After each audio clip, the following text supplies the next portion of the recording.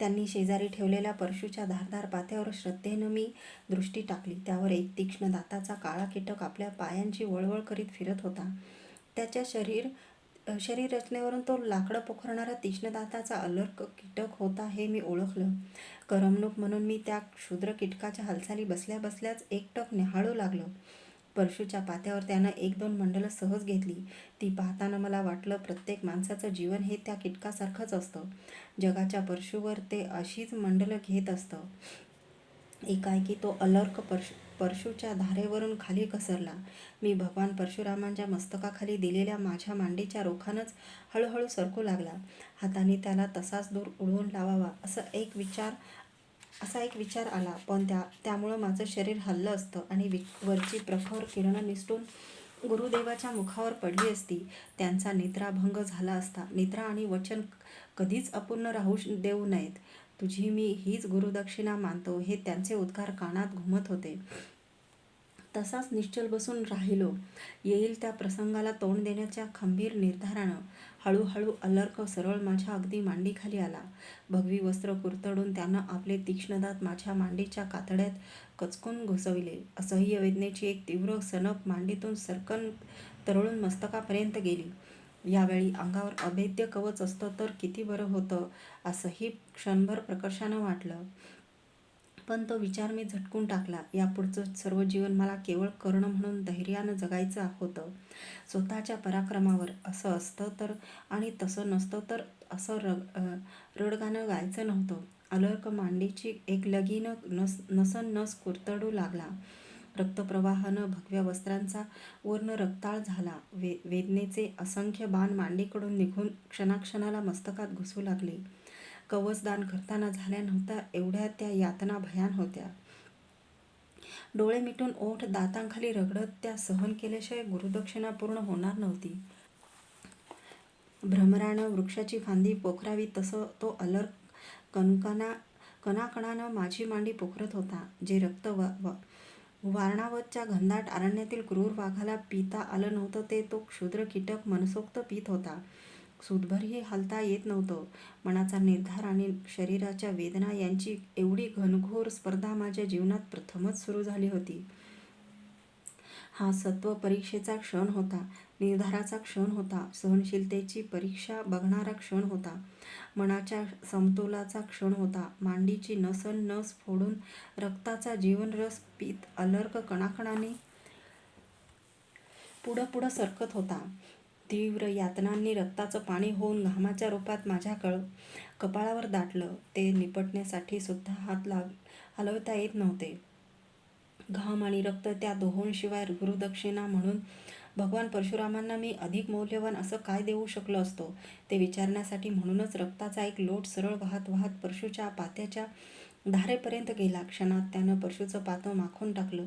धार अदृश्य झाली. अलर्कानं माझी मांडी पूर्णपणे पोखरून माझ्या भवितव्यालाच एक छिद्र पाडलं. छिद्रातून मांडीवर येऊन तो भगवानांच्या दाढीच्या केसात वळवळू लागला. आता त्यांचा निद्राभंग होणार म्हणून माझे ओठ थरथरू लागले. तो अलर्क त्यांच्याही शरीरावर चाल करणार होता की काय? एक क्षुद्र कीटक 2 जीवांचा जिव्हाळा पोखरणार होता की काय? त्यानं गुरुदेवांच्या शरीराला स्पर्शू नये म्हणून आकाशाकडं पाहत मी सर्वशक्तिमान सूर्यदेवांना प्रार्थू लागलो. एकाएकी माझ्या मांडीतून वाहणाऱ्या उष्ण रक्ताच्या स्पर्शानं गुरुदेव खडबडून जागे झाले. आपल्या दाढीत वळवळणारा तो अलर्क त्यांनी झटकून टाकला. माझ्या मनात भावनांचं एवढा प्रचंड आंदोलन चाललं होतं की ते साकार करणारे शब्दच मला सुचेनात. आता भगवान म्हणणार होते की भार्गव, जगात अनेक शिष्य झाले होतीलही, पण तुझी गुरुदक्षिणा धन्य आहे. पण तसं काहीच घडलं नाही. गुरुदेवांच्या लक्षात सारा प्रकार क्षणार्धातच आला असावा. रक्तात माखलेला आपला परशू उचलताना त्यांनी भुवयांचे केस जटेत मिसळतील इतकं कपाळाचं कातडं ताणून विचारलं, इतकी सहनशीलता, एवढं आत्मसंयम? भार्गव बोल, तू कुठल्या कुलातील आहेस? भृगू, मी रक्ताच्या थारोळ्यातून मांडी उचलताना उत्तर दिलं. रक्ताळलेल्या मांडीपेक्षा ते उत्तर देताना माझं मन रक्ताळलेलं होतं. असत्य, तू ब्राह्मण कुमार नाहीस. एवढी हिमगिरीची सहनशीलता ब्राह्मण कुमारात असू शकत नाही. कुठल्या क्षत्रिय कुलातील आहेस तू? सांग, खरं बोल. मी मी मी क्षत्रिय कुलातील नाही, मी कर्ण आहे, सूतपुत्र. मांडी पोखरली जात असताही केला नव्हता एवढा निर्धार करून मी बोललो, काय व्हायचं असेल ते होईल. परशूची धार मस्तकावर कोसळेल, प्राणाचं पाखरू शरीराचा पिंजरा सोडून निघून जाईल. क्रुद्ध परशुराम परशूचा प्रहार मस्तकात घालतील. भाग्याचा मृत्यू परशूच्या धारेने स्वर्गाची वाट दाखवेल. कर्ण, हस्तिनापूरचा कवच कुंडलधारी तो तूच कर्ण काय? इंद्राला कवच कुंडलाचं दान करणारा तो तूच कर्ण होय. आता कवच नाही आणि कुंडलही नाहीत. इंद्राला मी ती देऊन टाकलीत, अलर्कानं मांडी फोडावी म्हणून. दानात सम्राट ठरलेल्या कर्णा, या परशुरामाच्या आश्रमात येण्याचं धैर्य कसं काय केलंस तू? असत्य का बोललास तू? बोल, नाहीतर जळून भस्म करीन तुझं इथं आणि फेकून देईन पूर्वसागराच्या फेसाळत्या लाटात. त्यांचे नेत्र आरक्त झाले होते, क्रोधाग्नीचा वर्षाव करीत होते. भगवान मृत्यूच्या भयानं कर्ण कधीच विवल होत नाही. ब्रह्मास्त्रासाठी मी गुरुद्रोणांच्या द्वारात गेलो. त्यांनी मला मी क्षत्रिय नाही म्हणून नाकारलं. तुमच्या द्वारी उभा राहिलो. तुम्ही ब्रह्मकुमाराशिवाय कोणालाही ब्रह्मास्त्र देण्यास तयार नाही. मग मग आम्ही सुतांनी कुठं जावं? सत्य आणि असत्य काय? ते काय उच्च कुलातील लोकांच्या गोठ्यात बांधून ठेवलेले जनावर आहे? सांगा, मी असत्य कसा? कर्ण, तू आणि तूच समोर आहेस म्हणूनच मी माझा साख क्रोध सावरतो आहे. लक्षात ठेव, असत्य हे असत्यच. ज्या ब्रह्मास्त्रासाठी तुला मलाही असत्य सांगण्याची दुर्बुद्धी झाली, ते ब्रह्मास्त्र तुला ऐन युद्धप्रसंगी स्मरणार नाही. जा, चालता हो. महेंद्राच्या सीमा सोडून परशुरामाच्या क्रोधाग्नीच्या कक्षेबाहेर जा, चालता हो.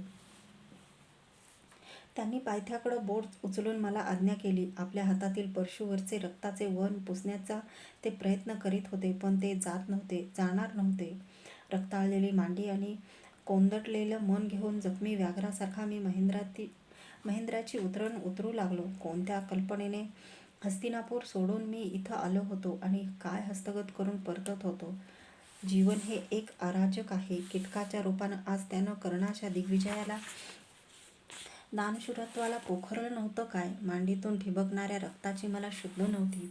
अंगावरच्या मळकट माखलेल्या भगव्या वस्त्राची शुद्ध नव्हती. महेंद्राची निळी शिखरं दुरूनच साजरी होती. ती मागं पडताहेत म्हणून खेद होत नव्हता. विचारांचे अश्व मनाच्या पटांगणावर उधळले होते. महेंद्राची उतरण केव्हा उतरलो हे ते समजलंही नाही.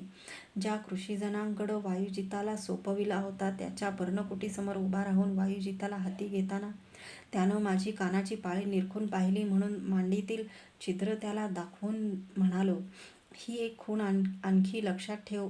हवी तर पण माझा घोडा दे सत्वर. संन्याशा, थांब. तुझ्या जखमेवर औषधी वनस्पतीचा रस सोडूया. तो भाबडा कृषीजन हात उंचावून विनवीत होता. त्याचे शब्द माझ्या कानात घुसतच नव्हते. हस्तिनापुराकडं उधळलेल्या वायुजिताच्या खुराखाली उडणारी धूळ मांडीवरच्या जखमेवर साचत होती. शापित विद्या आणि भग्न हृदय घेऊन हस्तिनापुरात शिरताना मनाची तयारी केली. संकटाशिवाय, प्रतिकूलतेशिवाय कुणाच्याही पराक्रमाची परीक्षा होत नसते. या अवस्थेतही अर्जुनाला जित करीन ही मनाची उभारी सुटली नव्हती. आपल्या संकटाचं रुदन करून काय उपयोग? वीर असतात ते प्रतिकूल अवस्थेतही निष्प्रभ होत नाहीत. संकटाच्या माथ्यावर पाय देऊन उभे राहू शकतात. पुढं होऊन वायुजिताचे वेग हाती धरताना सत्यसेन डोळे विस्फारून माझ्याकडं पाहत होता. नगरातील कुणीही मला अंगावरच्या भगव्या वस्त्रामुळे ओळखू शकत नव्हतं. 2 वर्षानंतर हस्तिनापुरात प्रवेशत होतो. जाताना राजवस्त्र होती, आता मात्र काषाय वस्त्र घेऊन परत आलो होतो. सत्यसेन, युवराज दुर्योधन नगरात आहे काय? असल्यास त्याला मी आल्याचं सांग. पायदंड्या चढतानाच मी त्याला आज्ञा दिली. माझं रक्त राजवास्तूच्या पायदंड्यांना पाहिल्यानंच लागत होतं. आता मला सगळं विसरायचं होतं. जीवन मागं वळून बघणाऱ्याच्या समोर नेहमी दऱ्या निर्माण करतं. कुठल्याही प्रसंगाचे ठसे आता उत्पटलावर नको होते. रुतपटलावर नको होते. भूतकाळात मी कोण होतो, काय होतो याचा विचारही मला करायचा नव्हता. मी आज कसा आहे, पुढे कसा राहीन हे ठरवण्याचा काल येऊन ठेपला होता. निकरानं झुंजण्याचा. भगवी वस्त्र उतरून राजवस्त्र परिधान केले. वृषालीने कसली तरी वनस्पती आणून घेऊन तिचा रस मांडीच्या जखमेवर ओतला. चोथा तसाच मांडीवर थापला. अंगावरच्या अंशुकाच्या पदराचा शेव झटकून फाडून त्या पट्टीने मांडी बांधली.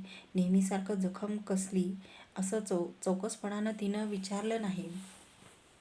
ती संज्ञ पत्नी होती. प्रवासानं थकलेल्या पतीला डोळाभर पाहूनच समाधान मानावं हे ती वयाच्या अनुभवानं आता शिकली होती. किती प्रौढ दिसत होती ती. तिची सोबत माझ्या जीवनातल्या अनेक जखमांना अशीच पट्टी बांधत आली होती. तिनं तपाची वाटचाल मी तिच्या हातात धरून केली होती. येईल त्या दुःखाला पलिता मी तिच्या प्रेमाच्या चषकात बुडवून विझविला होता. वृषाली, माता, पिता, शोण, पुत्र, स्नुषा सर्व कुशल आहेत ना? तिनं मला जखमेबद्दल काही विचारू नये म्हणून मीच तिला प्रश्न केला.